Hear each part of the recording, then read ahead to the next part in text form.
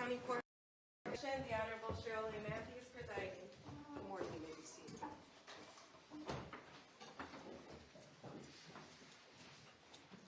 Deputies, could Mr. and Mrs. Crumbley have an arm free to participate? Yes, Your Honor. Thank you, Your Honor. Do they need pen and paper? Yes, I have pens and paper. Okay. Thank you.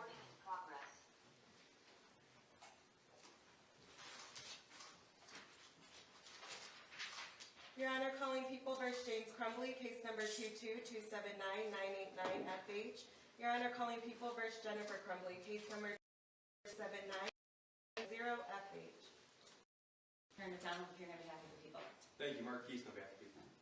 Good morning, Your Honor. Marielle Lehman on behalf of James and Jennifer Crumbley. As you know, my co-counsel is ill and not able to appear today. Yes, I heard that. Please tell her I wish her a speedy recovery. I will, Your Honor. Thank you. All right, good morning. You can be seated. The court is aware that the prosecution filed a motion entitled Joint Representation Safeguards and that motion is set for tomorrow. However, prior to receiving that motion, the court addressed this important issue sua sponte. The court is cognizant of the defendant's Sixth Amendment rights to retain counsel of their choice. But the court is also obligated and committed to preserving a defendant's right to a zealous defense. Michigan Rule of Professional Conduct 1.72b indicates that a lawyer shall not represent a client if the representation of that client may be materially limited by the lawyer's responsibilities to another client or to a third person. Michigan Court Rule 6.005 states that whenever two or more defendants who have been jointly charged or whose cases have been joined are represented by the same retained lawyers or lawyers associated in the practice of law, the court must inquire into the potential for a conflict of interest that might jeopardize the right of each defendant to the undivided loyalty of the lawyer. The court may not permit the joint representation unless 1. The lawyer or lawyers state on the record the reasons for believing that joint representation in all probability will not cause a conflict of interest. 2. The defendants state on the record, after the court's inquiry and the lawyer's statement, that they desire to proceed with the same lawyer. And the court finds on the record that joint representation in all probability will not cause a conflict of interest and states its reasons for the finding. Joint representation of co-defendants charged in criminal matters by attorneys from the same law firm is uncommon. There is great concern that there may be a conflict of interest as incompatibility of positions may arise at any moment. Of additional concern, Michigan Rule of Professional Conduct 3.7 states that a lawyer shall not act as advocate at a trial in which the lawyer is likely to be a necessary witness. I don't yet know if that rule is implicated, but I want to be clear that a lawyer providing representation in this matter will not be permitted to also testify. These concerns need to be addressed both in the short term and in the long term in the event that these matters go to jury trial. To this end, the court is appointing independent counsel for each defendant. The appointment of counsel will not be as a substitute for the defendant's current counsel of choice or to report back to this court. The purpose of independent counsel will be for the limited purpose of advising each defendant in the matter with regard to joint representation and the potential for conflicts of interest. The court is aware that a defendant is permitted to make a knowing and voluntary waiver of his or her right to conflict-free counsel. I will be inquiring each defendant at our next pretrial if they intend to waive any potential conflict. I will also be asking for a written waiver by each defendant.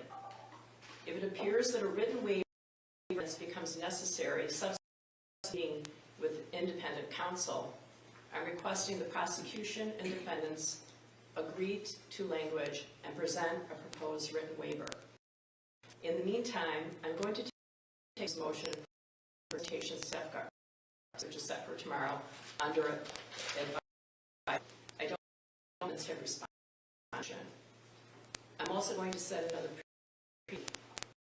I want to ask if you are on April 5th at 10 a.m.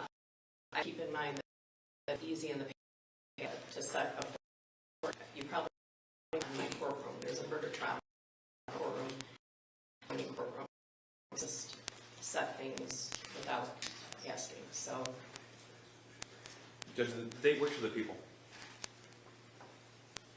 Your Honor, I do see that Ms. Smith has a trial that day in another county. I can speak with her. If you'd like to schedule it, I can speak with her regarding that trial. okay, there are difficulties that we didn't have in the past moving things around. Obviously, this case is of great interest to a great number of people, so there's a lot of people to notify for a pretrial or any kind of proceeding. The other thing is that I don't sort of hold now. I have a room, you know, so that's jury free. So if for some reason you can't make that, we need to know in a timely way because it's more trouble than it used to be. So, Everyone today.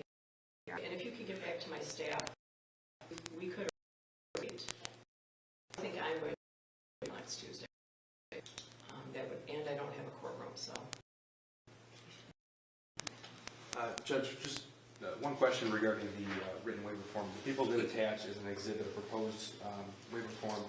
In counsel's response, I didn't see a specific objection. Counsel, do you have an objection to the language in the form attached? I would prefer that we discuss this off the record and maybe confer and decide whether or not we approve of the language that's included in the waiver. I don't think I've seen that because I don't know if I have that attachment. It probably was filed. But I guess I'd like it if you confer on that. I hope the Crumbleys understand the purpose for the independent counsel. I'm concerned that at some point today, tomorrow, next week, a month from now, 4 months from now, that something could happen to cause a conflict that could damage your position, Mr. Crumbley, or your position, Mrs. Crumbley. And I have an obligation to protect your rights, and I'm concerned, as we sit here right now, that there could be a myriad of things that are incompatible. So I'm sending appointed counsel, independent counsel, and their job isn't to report back to me. Their job isn't to take the place of your attorney. They're going to talk to you about a conflict of interest, potential conflict of interest, and what would be in your best interest. So I would urge you to listen to them and ask them any questions you might have. Because obviously this is very stressful for everyone involved. I'm trying to avoid your rights being implicated in a negative way, but I'm also trying to avoid having to recreate or go backwards with regard to this case. For example, if the matter is in trial and there's a conflict in the middle of a trial, that could cause a mistrial.